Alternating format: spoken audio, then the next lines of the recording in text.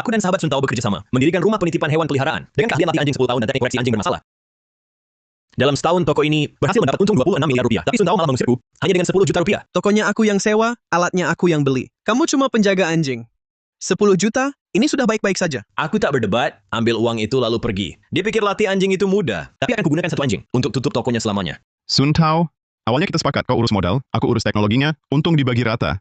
Untung bersih tahun ini 26 miliar, bagianku harusnya 13 miliar. Ku pegang amplop itu, jariku gemetar halus. Sun Tao mengejek, menekan rokok setengah habis. Kuat di asbak. Sorot matanya merendahkan. Ling Chen jangan tak tahu diri. Cuma teriak perintah ke anjing. Berani bilang itu teknologi? Ci! Ku dongakkan kepala, suara gemetar karena marah. Sun Tao, tanpa aku, anjing-anjing galak yang terusir dari belasan toko hewan, bisakah menjadi patuh? Anjing bermasalah yang dititipkan sambil pemiliknya merengek-rengek. Bisakah kau Surya jinakkan satu saja? Surya tertawa terkekeh. Seperti mendengar lutut terbesar, dia bersandar. Menghilangkan kaki dan menggoyang-goyangkannya. Gerakan tanganmu itu sudah kupahami betul-betul. Tanpamu, tokoku tetap buka. Uang tetap mengalir. Dan aku serasa membeku seketika setahun lalu. Cuma bersihin pup. Musim panas serangga berterbangan. Musim dingin anginnya menusuk tulang. Setiap subuh jam 5 tepat, aku bangun bersihkan tahi anjing lalu kasih makan. Ajak jalan lebih dari 30 ekor, sampai pinggangku pegal tak bisa tegak. Tengah malam ada anjing sakit. Aku bawa ke rumah sakit hewan. Meski hujan deras tetap pergi. Sampai terkena flu dan demam berat. Tetap harus jaga anjing lain. Surya, saya bangun nyaris mati. Mengubah gudang buruk ini, yang anjing pun jauhi, jadi pusat koreksi anjing. Paling terkenal di kota. Surya mengejek, meludah ke lantai. Jangan cari simpati. Cuma bersihin pup. Siapapun bisa. Tanpa sewa gudang ini. Mana tempatmu? Dia sok jago, angkat dagu tinggi. Aku ulang terakhir kali. 5.000. Ambil dananya. Jangan ganggu aku. Buka bisnis ini. Saya tarik napas, ambil amplop berisi. Uang dari meja. Surya, kau akan sesal. Selesai bicara, saya langsung pergi. Tawa Surya sombong terdengar di belakang. Sesal? Ku sesal telat usirmu? Dia tunjuk saya, teriak. Kalian lihat kan? Siapapun yang berani curang padaku akan bernasib seperti dia. Keluar dari pintu pusat penitipan itu, cahaya matahari yang menyilaukan membuatku tak bisa membuka mata. Ya, di kantongku hanya ada uang 11.250.000 rupiah ini. Bahkan biaya kemoterapi ibuku bulan ini saja tak cukup. Saat aku masih terdiam, ponsel di saku tiba-tiba bergetar. Di ujung telepon terdengar suara Joko Saputra yang lantang dan mendesak. Pak Mahendra, ingatkah Bimo Saputra milikku? Itulah anjing mastif Tibet yang pernah menggigit 3 pelatih. Tapi bisa kau latih hingga patuh. Aku ada tugas luar kota seminggu, ingin menitipkannya padamu beberapa hari. Aku bersandar di tiang lampu jalan yang dingin, memandang papan neon, pusat penitipan hewan peliharaan Bang Surya. Di seberang, tenggorokanku berdeguk. Bang Joko, aku berhenti. Apa? Berhenti. Padahal pusat penitipanmu itu paling terkenal di kota. Kok tiba-tiba berhenti? Di telepon, terjadi keheningan sejenak. Nada suara Joko Saputra jadi tebal. Apa gara-gara Surya Pratama itu? Dulu sempat kudengar, dia bilang ke orang lain, keahlianmu itu cuma main-main dengan anjing. Lihat sebentar langsung bisa. Waktu itu langsung kuhardik dia. Nggak nyangka dia berani memecatmu. Ku buka mataku lebar-lebar. Ku tahan perih yang merayap di dada. Semalam, aku di toko merawat, seekor Golden Retriever kena parvo. Jaganya semalam Sunto, Surya Pratama, di luar malah minum sama teman merayakannya. Pusat penitipan untung 2 miliar 700 juta rupiah.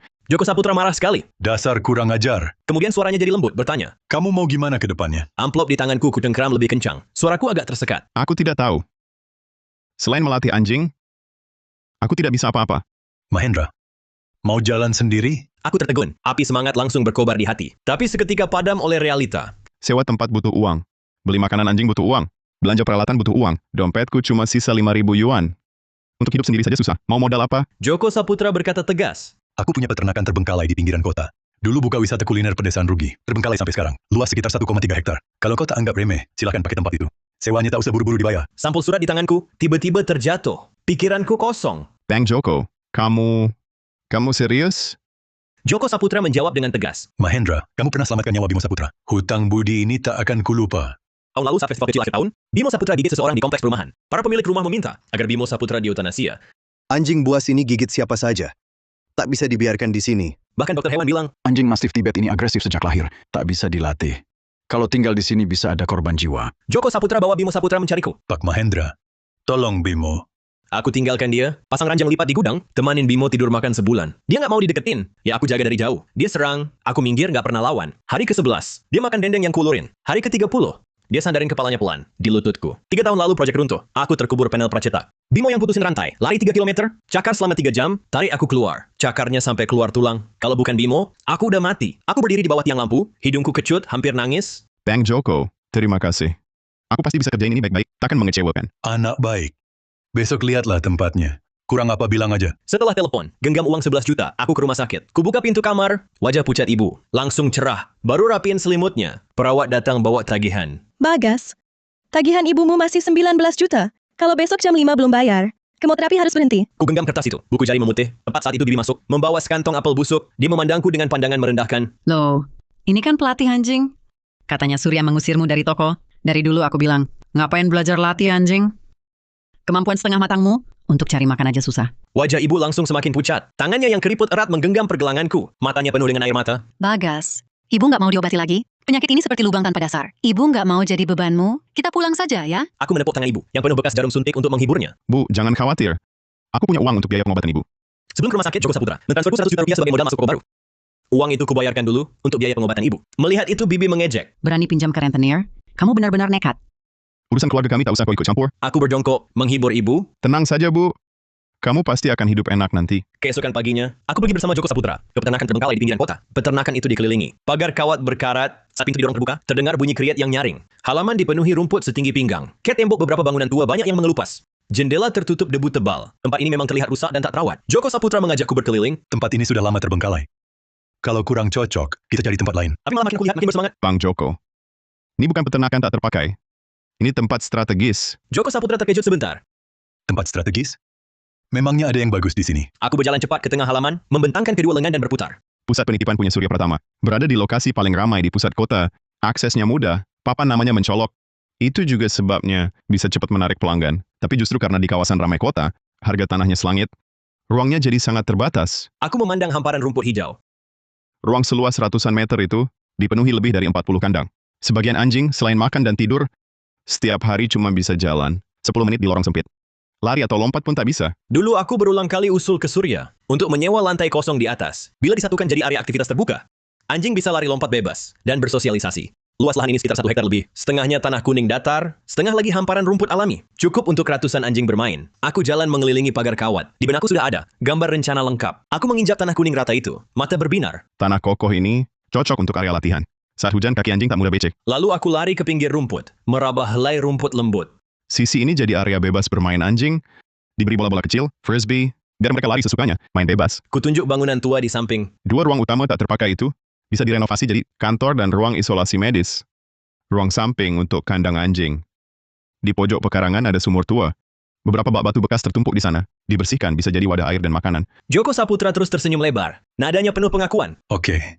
Setelah perencanaanmu selesai, aku segera cari tim konstruksi. Angin menerpa hamparan rumput, membuat dedaunan hijau bergelombang, memandang langit biru jernih. Tak tertahan terbahak ke langit. Kerajaan hewan peliharaanku. Aku di sini. Aku begadang 3 malam lamanya, merancang tata letaknya detail. Pada saat terakhir di atas kertas, cahaya fajar sudah mulai menyemburat dari jendela. Sinar kekuningan menembus rerumputan, jatuh di atas kertas penuh gambar. Aku menelepon Bang Joko. Bang, mulai kerja? Bang Joko datang bersama tim konstruksinya. Suara ekskavator membuka lahan. Pekerja merenovasi bangunan tua. Percikan api saat merangkaikan kandang. Jalur air dan listrik dipasang. Pekerja lalu lalang di lokasi. Selama masa pembangunan, aku hampir tinggal di lokasi. Sesekali memberi arahan ke pekerja. Jarak antar kandang minimal 2 meter persegi. Juga harus ada beranda, bisa dibersihkan dan untuk hujan. Lapangan rumput ini tidak dikeraskan. Rumput alami lebih empuk. Anjing bisa berguling atau berlari tanpa mudah cedera.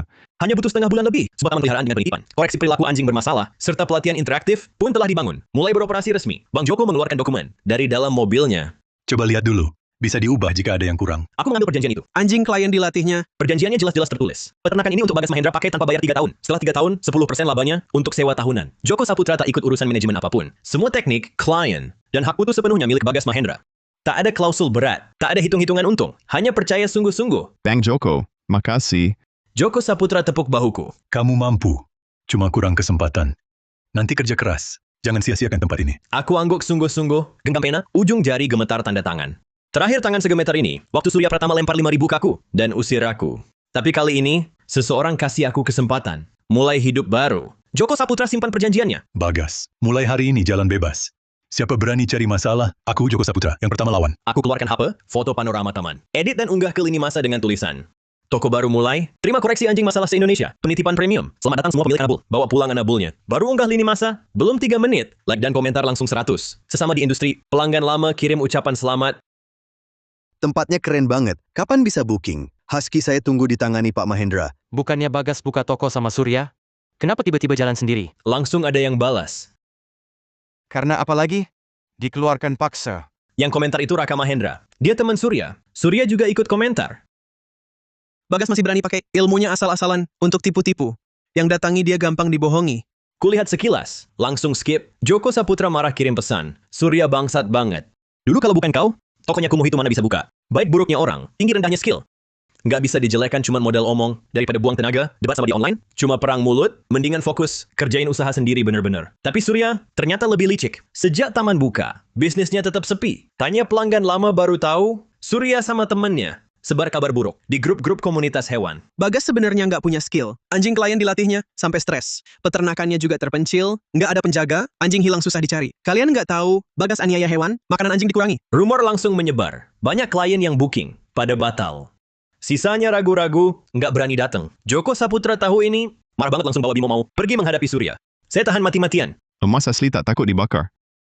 Tak perlu memancing amarahnya. Joko Saputra hendak berbicara lagi. Tiba-tiba, Bimo Saputra langsung bangkit. Lehernya menegang. Ia menggonggong ganas ke pintu gerbang. Gonggongannya memekakkan telinga. Penuh kewaspadaan yang belum pernah ada. Kutahan Bimo, lalu menengok. Sebuah Mercedes G500 hitam, menerbangkan debu, dan berhenti tepat di gerbang taman. Dia melangkah dengan sepatu hak tinggi, langsung masuk ke halaman. Melepas kacamata hitam, pandangannya tertuju padaku dengan dingin. Jadi kau Bagas Mahendra? Sebuah kandang besi diperkuat. Terlihat jelas. Dinding kandang penuhi cakaran dan bekas gigitan. Mengerikan. Di dalamnya ada makhluk besar, bergumam seperti halilintar. Suaranya mengguncang gendang telinga. Tali penuntun di tangan Joko Saputra jatuh ke tanah. Bimo mencakar tanah. Bulu tengkuknya berdiri semua. Dia bergumam peringatan dari dalam tenggorokan. Ini pertama kalinya. Ia menunjukkan sikap waspada seperti ini pada sesamanya. Wanita itu menyilangkan tangan. Dia melirikku sebentar, penuh pandangan merendahkan. Katanya kau bisa latih anjing. Dia menunjuk anjing besar dalam kandang. Nadanya terdengar seperti putus asa dan asal saja. Aku Sinta Wijaya. Anjing gembala Kaukasia murni ini namanya Kaisar. Keturunan anjing penjaga. Tapi wataknya buas. Ada yang berani latih di industri ini. Aku benar-benar tak tahu lagi jalan lain. Jadi coba-coba datang ke sini. Berani kau terima? Joko Saputra menarik lenganku, berbisik pelan. Mahendra, anjing gembala Kaukasia itu raja para anjing. Mudah menggigit remuk tulang. Lihat kandang itu, dihancurkannya sampai begitu. Ini terlalu berbahaya. Lebih baik kita tolak. Aku bisa mencoba. Sinta Wijaya sedikit terkejut. Dengan sedikit rasa penasaran, dia menunjuk ke para pria kekar itu. Bawa Caesar ke sana. Dua pria kekar saling pandang. Dengan hati-hati, mereka menggenggam rantai besinya. Perlahan mereka menariknya ke area latihan. Namun Caesar tiba-tiba mengamuk. Gonggongan kerasnya memekakkan telinga. Langsung menggema ke seluruh area. Anjing-anjing yang dititipkan di sana mengerut ketakutan dalam kandang. Dengan susah payah, kandang besinya berhasil dipindahkan ke area isolasi. Pria kekar itu membuka kunci kandang. Semua orang menahan napas. Mereka menatap tegang ke pintu kandang. Hingga sosok besar Caesar perlahan keluar dari kandang. Orang-orang di sekitarnya langsung tercekat. Gila!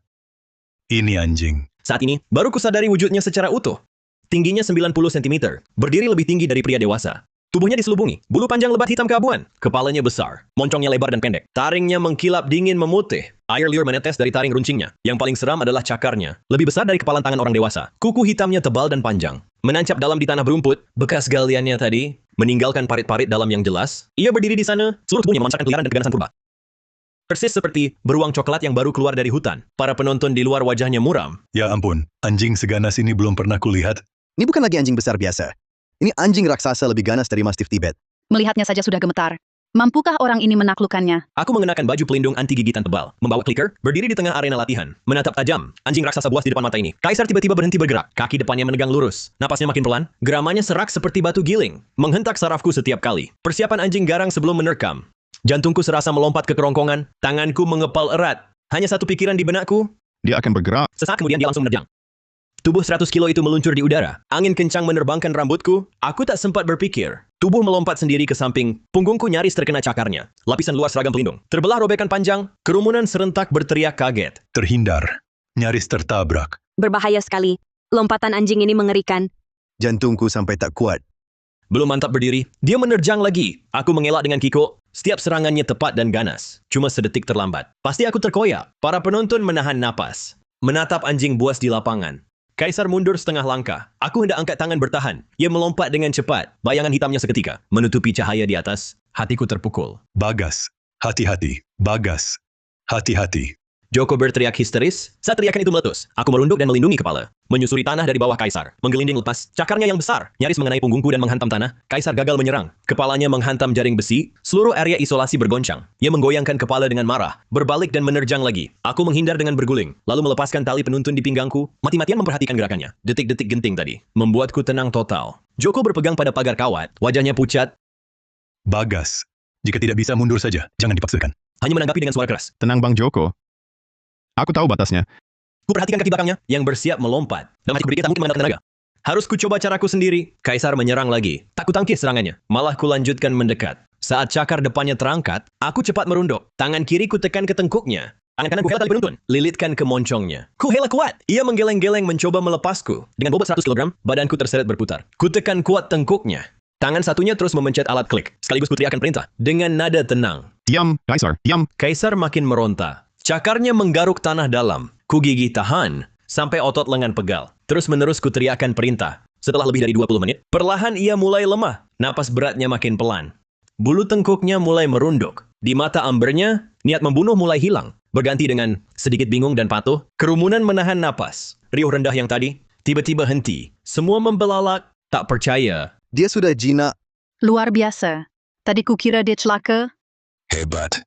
Sungguh hebat. Ku lepaskan rahangnya. Aku berdiri, mundur selangkah. Caesar tetap berdiri. Menggeleng, tak lagi menyerang, mengendus tanah. Angkat kepala, melirikku hati-hati. Kujulurkan tangan, telapak terbuka. Caesar, kemari. Caesar ragu sejenak. Langkahnya berat, pelan mendekat. Lalu, tubuhnya merebah. Letakkan kepala di kaki. Sekeliling meledak dengan tepuk tangan. Joko Saputra limbung, hampir jatuh. Memegang dada, terengah. Hampir mati ketakutan. Aduh, kaget aku. Sinta Wijaya masih berdiri di tempatnya. Kacamata hitamnya melorot ke ujung hidung, tapi dia tak menyadarinya. Tak mungkin. Sudah banyak pelatih anjing top internasional ku cari, tapi tak ada yang bisa mendekatinya. Saya mengusap kepala Kaiser, lalu tersenyum. Dia bukan sejak lahir buas. Hanya kurang rasa aman. Pelatih-pelatih sebelumnya selalu memukul dan membentaknya. Makanya dia makin melawan. Sinta Wijaya bergegas masuk ke area latihan. Melihat Kaiser yang berbaring di dekat kakiku, jinak seperti domba. Wajahnya dipenuhi rasa tak percaya. Pak Mahendra, maafkan saya. Saya buta, tak mengenali ahli sejati. Suaranya masih terdengar, sedikit bergetar. Matanya memancarkan kekaguman tulus. Dia mengulurkan sebuah kartu nama dengan nada tulus. Saya pendiri Petrova Internasional. Kami sedang mencari pelatih anjing top untuk perluasan layanan pelatihan premium. Melihat langsung kemampuan Anda menjinakkan Kaiser hari ini, saya yakin Andalah orang yang saya cari. Tertarik kerja sama dengan kami? Petrova Internasional adalah merek ternama untuk layanan hewan peliharaan premium. Cakupannya meliputi koreksi perilaku, pelatihan anjing lomba, hingga penitipan lintas negara. Kami punya belasan cabang nasional. Saya terima kartu namanya, lalu merasa terdorong. Bisa. Detailnya kita bicarakan nanti. Sinta Wijaya matanya berbinar, langsung mengangguk setuju. Saya tunggu telepon Anda. Sorak-sorai perlahan mereda, tapi desas-desus makin riuh. Klien yang tadi survei lokasi langsung mengerumuni saya. Pak Mahendra, Rottweiler saya sering menyerang orang asing. Bisa daftar koreksi sekarang? Saya batalkan pesanan karena rumor. Bisa daftar ulang? Saat Kaisar rebah jinak, semua fitnah Bang Surya langsung runtuh. Ada yang mengunggah video. Saya jinakkan Kaisar ke internet. Video itu langsung viral semalaman. Like-nya jutaan, dibagikan puluhan ribu kali. Langsung trending lokal. Ini baru keahlian sejati. Pelatih palsu yang cuma mukul anjing. Saatnya kalian malu. Bisa kasih alamatnya? Anjing husky penggigit saya. Akhirnya bisa diselamatkan. Sama beberapa hari berturut-turut ponsel saya berdetak henti. Permintaan teman WeChat dan pesan reservasi terus masuk. Taman Bintang Cakra yang sebelumnya sepi, tiba-tiba ramai oleh orang. Joko Saputra merekrut 3 asisten dan mempekerjakan 5 perawat. Tapi kami tetap sibuk terus. Hari itu saya sedang melatih asisten baru tentang perintah dasar. Ketika ponsel tiba-tiba berbunyi, di layar tertera nama Surya Pratama. Surya Pratama membuat suaranya dan lewat telepon, membentak dengan marah. Bagas Mahendra, gimana sih perintahmu yang jelek itu? Sudah ratusan kali kuucapkan, anjingnya tak mau dengar. Saya tak tahan tersenyum. Surya, siapa dulu yang bilang, keahlianku bisa dilihat lalu ditiru? Kamu bahkan tak bisa lihat anjing tegang dan mau menyerang? Cuma bisa teriak sembrono pada anjing. Masa ia mau dengar Anda? Usai bicara langsung tutup telepon. Di seberang Surya mendengar bunyi sibuk. Geram HP-nya dibanting keras ke lantai. Dada Surya naik turun hebat. Mahendra, kau terperdayai aku? Baru usai bicara, seorang perempuan datang bawa anjing pudel gemetaran. Surya, anjingku titip seminggu. Malah makin garang dilatihmu. Uang kembali? Wajah Surya berubah kaku. Paksa tenang. Itu dasarnya memang jelek. Tak ada hubungan denganku. Omong kosong. Perempuan sodokkan HP ke wajahnya. Di layar tampak aku menaklukkan anjing gembala Kaukasia itu. Pak Mahendra bisa latih anjing gembala Kaukasia galak. Jadi jinak kayak domba. Kau anjing pudel aja tak becus. Berani bilang diri pelatih anjing unggulan. Kalau tak kembalikan uang, aku lapor polisi. Surya lihat video. Anjing gembala Kaukasia itu tengkurap jinak di kakiku. Wajahnya memerah padam. Langsung keluarkan kata. Mahendra cuma cari sensasi. Semua skenario, klien-kliennya bayaran semua. Perempuan cibir, rebut tali penuntun anjingnya, hubungi nomor darurat polisi. Kau yang penipu. Setelah petugas datang, mereka langsung memediasi dan memerintahkan Surya mengembalikan dana sepenuhnya. Karena operasinya tanpa izin, bisnis pelatihan anjingnya kena surat perintah perbaikan. Surya menggenggam surat denda itu, memandangi wanita yang menggendong pudelnya, pergi tanpa menoleh. Gemetar sepenuh tubuh karena marah, dia mengambil ponselnya dan mengirim pesan hitam tentangku di grup hewan peliharaan. Tapi begitu buka daftar chat, jari-jarinya langsung kaku. Dia dikeluarkan dari semua grup hewan peliharaan. Semua pelanggan lamanya memblokirnya. Dia mencengkram ponselnya erat-erat, buku-buku jari berderak. Dia mendesis pelan melalui gigi. Bagas Mahendra, kau tunggu saja. Matahari terbenam. Aku menggosok bahu yang tegal, berjalan di koridor rumah sakit. Baru sampai depan pintu, sudah terdengar tawa akrab bibiku. Kubuka pintu dan tertegun sejenak. Bibi datang untuk apa? Di sisi tempat tidur ibu yang sakit, duduk Bibi sulung dan anaknya Dimas Haryanto. Bibi yang biasa selalu bermuka masam, hari ini nada bicaranya jadi hangat seperti orang lain. Kakak Bagas kita sekarang sudah jadi mahaguru pelatih anjing terkenal sekota. Saya kan sudah bilang, Bagas ini sejak kecil sudah pintar. Nanti pasti jadi orang sukses. Wajah ibu tersenyum tak enak. Bagas, kamu datang. Bibi sulung langsung meletakkan apel di tangan, langsung bangun berdiri, mesra menarik lengan saya. Wah, Bagas sudah pulang. Cepat duduk. Duh, kamu kelihatan capek. Wajahmu sampai kurusan. Aku perlahan menarik tanganku, lalu menaruh termos di meja samping ranjang. Bagas, aku tadi lagi ngobrol sama ibumu. Kamu sendiri ngurus kebun 20 hektar. Pasti nggak akan kuat. Kebetulan sepupumu lagi nganggur. Bisa bantu kamu? Kasih aja dia posisi manajer. Bantu urus keuangan dan karyawan. Kamu fokus ke latihan anjing. Jadi lebih santai. Mendengar itu Dimas langsung membusungkan nada. Melirikku sinis dengan nada sombong. Kak, aku kan lulusan manajemen. Ngurus tokomu yang kecil itu gampang. Jangan ikut campur urusan anak. Senyum bibiku langsung pudar. Matanya terbelalak, suaranya meningkat drastis. Dik, Dimas kan keponakanmu sendiri. Minta dia bantu Bagas ngurus toko. Jauh lebih baik dari orang luar. Kubuka tutup termosnya. Uap panas langsung mengepul. Tokoku sudah ada manajernya. Nggak butuh orang lagi. Wajah Bibi dan Dimas langsung berubah muram. Bibi langsung berdiri. Bagas, dulu waktu ibumu sakit, aku juga datang menjenguk. Sekarang cuma minta tolong sedikit. Kamu malah nolak-nolak. Saya tumpahkan kuah dari termos dan berikan ke ibu. Suara saya datar tanpa emosi. Bibi sulung, waktu kau bawa apel busuk dulu, dan hina aku tak ada masa depan. Tak kau pikir butuh bantuanku hari ini? Wajah Bibi memerah lalu pucat. Sikapnya yang tadi begitu yakin, langsung padam. Bibirnya komat kemit lama, lalu bergumam. Itu kan cuma omongan buru-buru. Ibu tarik pelan baju saya, lalu menghela napas. Kalau Dimas mau kerja, suruh dia lamar dan wawancara sendiri. Aturan berlaku untuk semua. Saya buka pintu kamar. Ibu saya perlu istirahat. Dimas angkat kepala mendadak. Punya uang sedikit sok-sokan? Siapa perlu bantuanmu? Ayo Bu, kita pergi. Setelah ucap itu, wajahnya pucat pasi. Dia tarik Bibi yang malu dan pergi mengamuk dari kamar.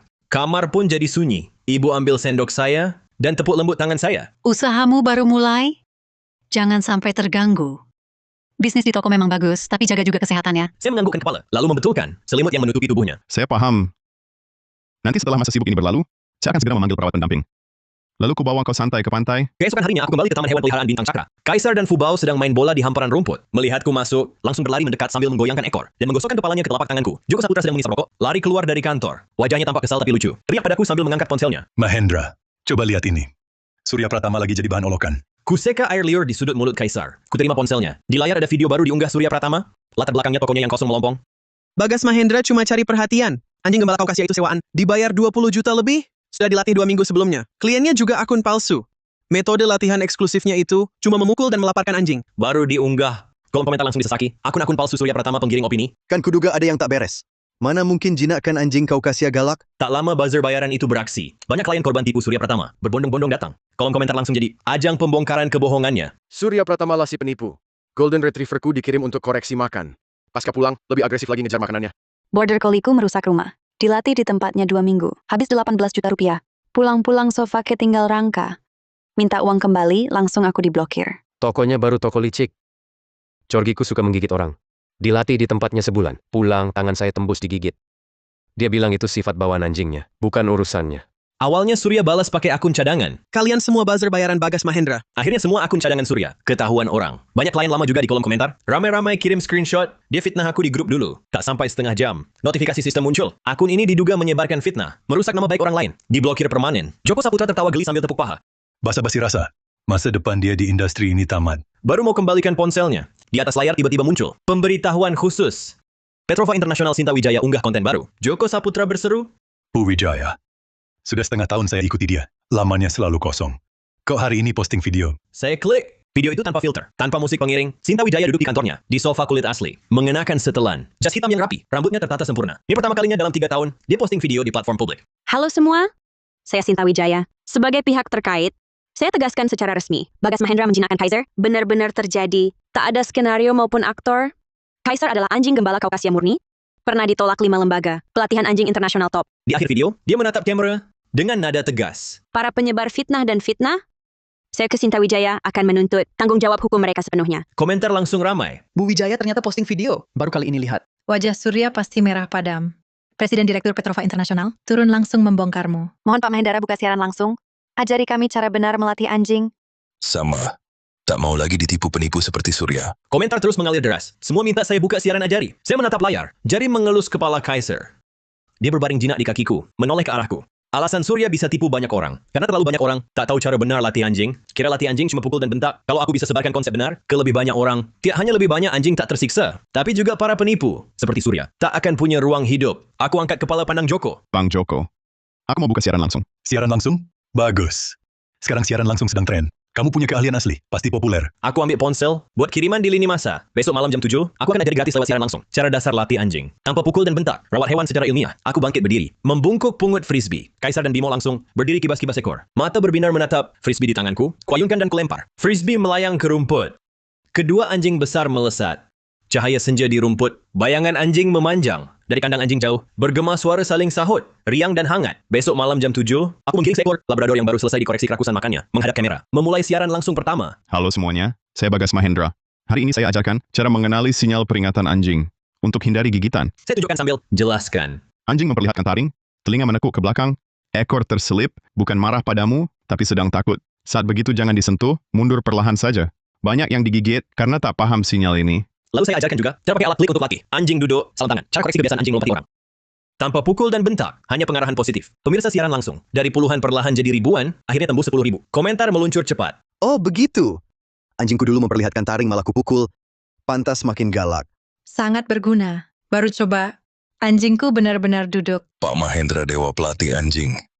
Sejak itu, saya sering buka siaran langsung. Obrolkan seputar pengetahuan dan keseruan pelihara anjing. Makin banyak orang belajar melalui siaran langsung saya, cara berinteraksi dengan anjing. Banyak yang komentar. Metode Pak Mahendra benar-benar berhasil. Anjing besar saya akhirnya tidak menggigit lagi.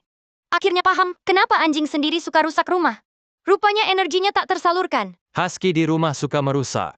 Sempat mau dikirim ke kampung. Tapi setelah lihat siaran langsung, saya putuskan kasih Anabul kesempatan lagi. Siaran langsung saya menjelma. Pusat komunitas para pemilik Anabul. Tiap kali siaran, diikuti lebih dari 100.000 orang. Sekarang kamu jadi pelatih anjing terkenal di internet. Dulu orang pikir latih anjing artinya pukul anjing. Sekarang berkatmu, makin banyak yang akui pelatihan ilmiah. Saya melihat sekeliling. Anjing-anjing yang berlarian, hati jadi hangat. Anjing tak lahir dengan nakal. Cuma tak ada yang ajar mereka cara mengekspresikan diri dengan benar. Pusat penitipan hewan milik Surya Pratama. Telat bayar sewa 3 bulan. Pemilik rumah datangi toko dengan bantuan orang. Angkut sisa beberapa kandang anjing rusak dan setengah karung makanan anjing kedaluarsa.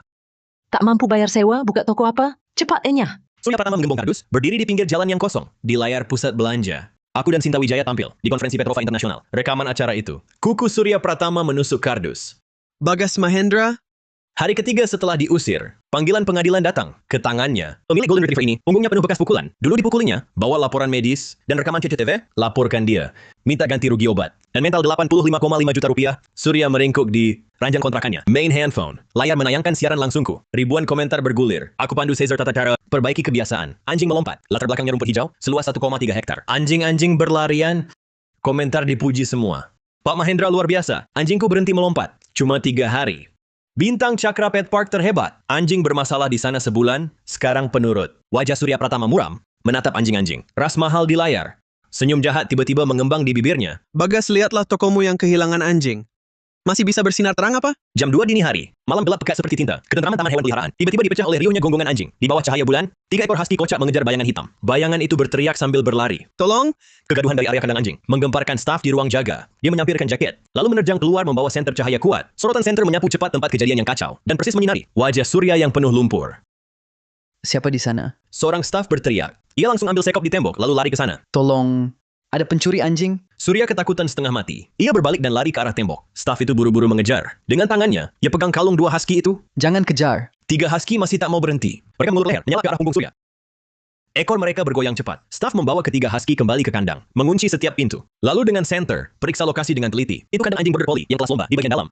Gemboknya sudah rusak dan bengkok. Lantai penuh jejak kaki berlumpur. Serpihan kain hitam robek berserakan. Serta sebuah obeng, tertinggal karena panik. Wajah staf itu berubah. Langsung keluarkan ponsel. Bang Mahendra, bahaya. Barusan ada orang mau mencuri anjing. Tapi diusir 3 husky itu. Saat aku tiba di lokasi, langsung periksa rekaman kamera. Layar perlihatkan dengan jelas, Surya masuk kandang mau mencuri anjing. Seluruh prosesnya. Aku lihat di rekaman itu, tampak punggung Surya kabur dengan tergopoh-gopoh. Sorot mataku menjadi mendung. Ternyata malam ini Surya berencana mencuri seekor border collie kelas lomba dari kandangku. Tapi kebetulan ketiga husky menyadarinya. Husky menggigit pintu terbuka dan mengejar Surya, menggagalkan rencananya. Keesokan harinya, aku segera cari tukang pasang kamera pengawas definisi tinggi di semua sudut mati taman. Bahkan hingga area 500 meter di luar taman di ketiga persimpangan. Juga dipasangi masing-masing satu kamera. Untuk mengawasi semua jalan masuk kecil, malamnya aku atur. 2 orang berjaga bergiliran, fokus mengawasi area kandang anjing. Setelah tahu Surya mau curi anjing Joko, menampar meja marah. Si brengsek ini benar-benar pengacau. Aku tatap layar kamera. Surya tak akan berhenti begitu saja. Gagal mencuri anjing kali ini. Lain kali dia pasti akan cari cara yang lebih keji lagi. Kita harus waspada. Surya kabur pincang ke rumah kontrakan. Celana dibuka, 2 gorisan berdarah di betisnya, sakit sekaligus gatal. Ia menatap dirinya di cermin, wajah penuh lumpur, baju compang-camping. Teringat baru saja dikejar 3 anjing, hingga terpaksa merangkak, sangat memalukan. Bagas Mahendra, aku tak akan berhenti sampai urusan kita selesai. Ia tak mau menyerah. Setiap hari memakai topi bisbol, berkeliaran di luar taman, menunggu kesempatan balas dendam. Suatu sore, Surya bersembunyi di bawah pohon rindang di luar taman. Sedang mengunyah roti kering dan keras, tiba-tiba dengar dari belakang, langkah kaki tergopoh-gopoh. Ia menoleh. Seorang pria muda berwajah pucat, berteriak ke telepon. Bu, wajah sinisnya waktu itu kan ibu lihat. Lebih suka gaji 18 juta rupiah untuk orang lain, daripada aku, sepupunya, dijadikan manajer toko. Salahku tak mampu. Dia cuma pelatih anjing biasa. Somong. Telepon ditutup. Dimas Haryanto menyelipkan ponsel ke saku. Ia menatap spanduk Taman Hewan Peliharaan Bintang Cakra. Matanya penuh kebencian mendalam. Matanya langsung berbinar. Dia pernah beberapa kali bertemu Dimas Haryanto, dan dia juga tahu apa yang sedang membuat Dimas Haryanto kesal. Dia menepuk-nepuk remah roti di bajunya, mengeluarkan sebatang rokok dan mendekat. Bung, tenang dulu. Bagas Mahendra itu bukan orang baik. Dimas Haryanto menatapnya, mengenali Surya Pratama. Mengerutkan kening dan mundur selangkah. Surya Pratama. Mau apa kau? Surya Pratama tersenyum. Kau ingin menjadi manajer toko? Bagas Mahendra tak hargaimu. Bagaimana kalau kita bekerja sama? Mengguncang taman hewannya? Jadi Dimas Haryanto yang memegang rokok berhenti sebentar. Dia teringat di rumah. Ibunya terus menyebutnya tak berguna. Amarahnya pun meledak. Dia menggigit giginya, menatap Surya Pratama. Caranya? Senyum licik merekah di bibir Surya Pratama. Dia menarik Dimas Haryanto ke balik pohon dan membisikkan sesuatu ke telinganya. Wajah Dimas Haryanto pertama terkejut, lalu menggeleng berkali-kali. Tapi Surya Pratama menahannya. Matanya bersinar penuh semangat. Kalau taman hewan peliharaannya bermasalah, pemiliknya pasti tak bisa bertahan. Nanti tokonya bangkrut. Kubiayai untuk ambil alih. Kau jadi manajernya. Mata Liwei berbinar. Dia mengeratkan rahang. Oke, kusanggupi. Mereka berdua merapat, berbisik merencanakan aksi malam. Mereka tak tahu, kamera ada di atas pohon. Di kantor, kulihat layar monitor. Sorot mataku mendadak dingin. Joe Janlin marah hingga menepuk meja. 2 bajingan ini. Masih tak kapok juga? Kumatikan monitor. Suaraku terdengar dingin. Karena mereka datang sendiri, mari kita bereskan mereka. Malam itu pukul 11, Surya berjalan sesuai rencana. Membawa sebuah batu bata, lalu menghancurkannya ke tong sampah di timur taman. Siapa di sana? Petugas patroli langsung berlari ke sana bawa senter. Surya berbalik dan kabur. Ada orang, cek cepat. Kedua petugas berhasil dialihkan Surya. Di sisi lain Dimas bersembunyi di pinggir tembok, merunduk dan menyelinap ke gudang makanan anjing. Tak sampai 10 menit, dia keluar lagi sambil merunduk. Kirim pesan WA ke Surya. Selesai. Dapat pesan. Surya langsung elak petugas, lalu berlari kembali. Mereka bertemu di gang. Surya tepuk pundaknya. Kita tunggu saja. Bagas jatuh reputasinya. Selamat pergi aku dan Joko. Keluar dari ruang monitor. Kami segel gudang makanan anjing. Dilarang siapapun mendekat. Semua anjing di kandang. Malam ini semua sudah diamankan. Dipindah ke lokasi lain.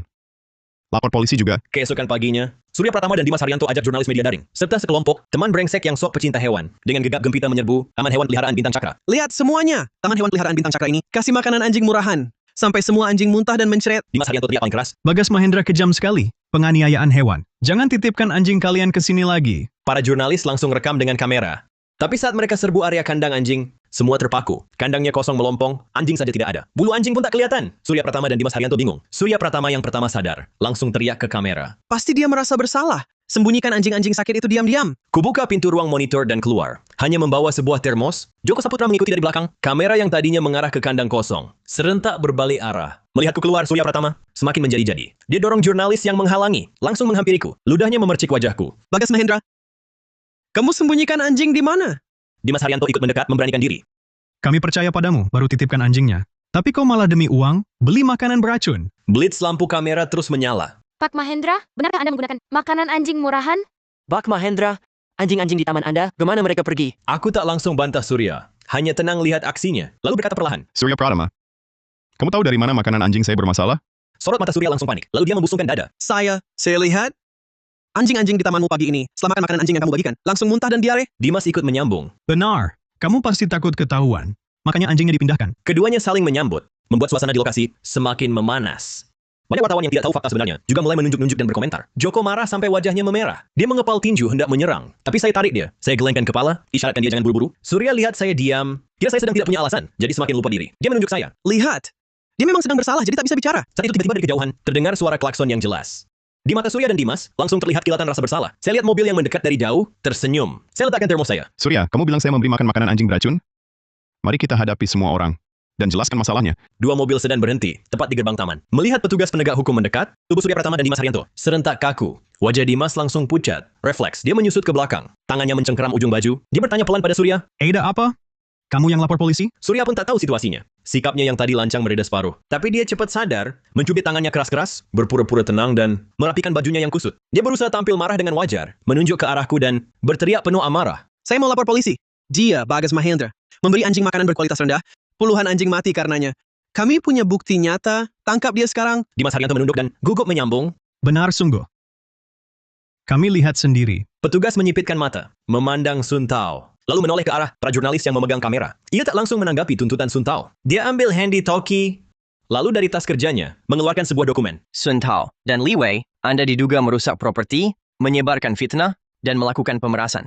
Kami sudah terima laporan. Harap ikuti penyelidikan. Li Wei ketakutan hingga jatuh duduk. Suntao terdiam sebentar, hatinya gelisah. Tapi tetap memberontak. Bukan aku.